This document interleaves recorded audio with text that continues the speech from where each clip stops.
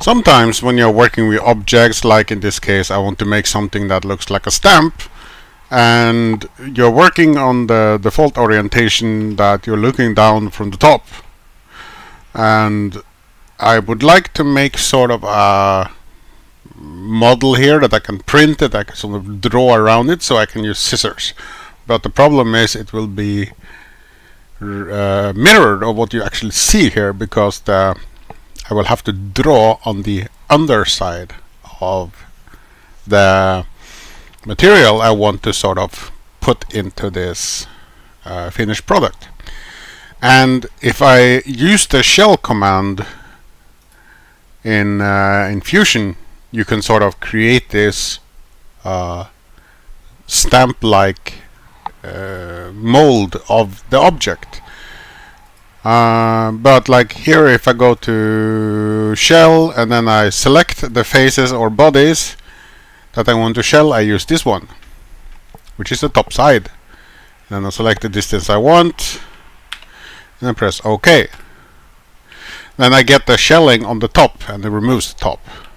But what I actually want is the shelling on the underside, and what I'm going to show you now is that it's kind of easy, because all you have to do to make the shelling go on the underside is to go and tilt it like this and select the shell tool again, and then you select the face at the bottom, which is actually what it is doing. It's shelling out the face. So if I now go and set this to 0.4 millimeters, it would shell the underside instead. So when I then want to make the shape, I just flip it and I go in from the underside and draw after the lines, and then I can just cut it with a scissor. But you can also do this shelling from any other side. So if I go back, I reverse the change I did here, and I go to shell, and then I want to shell from this face,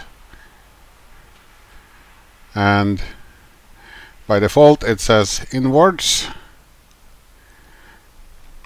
I don't know if it can do that. And now you can see the distance you set here is basically the wall thickness, and now you can see inside here you have shelled it in that direction. So if you should have a situation where you need to do that, then that is how you use the shell command to simply achieve that. So thanks for watching, and I'll see you in the next one.